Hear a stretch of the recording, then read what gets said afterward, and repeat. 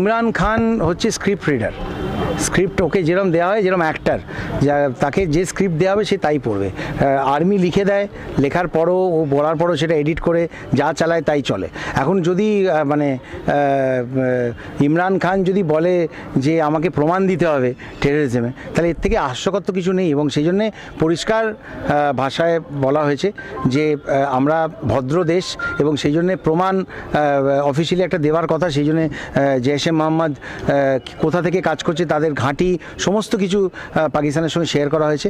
But পাকিস্তানের মধ্যেই যে এরা সবাই রয়েছে, সবাই জানে দাউদ ইব্রাহিমের বোধহয় ছেলের সঙ্গে জাভেদ মিয়ানদাদের মেয়ের বিয়ে হয়েছে।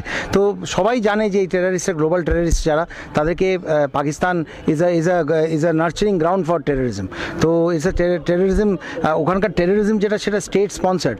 আইএসআই, মৌলবাদীরা, আর্মি তাদেরকে রীতিমতো ব্যবহার করে। তো এটা আমরা জানি, কাজেই প্রমাণ নতুন করে দেওয়ার কিছু নেই। প্রমাণ বিশ্বের দরবারে আছে, এবং আপনারা জানেন কূটনৈতিকভাবে, ডিপ্লোম্যাটিক্যালি পাকিস্তানকে আজকে সারা দেশে, সারা বিশ্বে কীভাবে কোণঠাসা করে রাখা হয়েছে।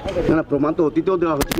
যদি এখনো আমাদের স্টিং নিউজ চ্যানেলটি সাবস্ক্রাইব না করে থাকেন, তাহলে এক্ষুনি সাবস্ক্রাইব করুন আর বেল আইকনটি ক্লিক করুন। পেয়ে যান সব খবরের দ্রুত ভিডিও আপডেট।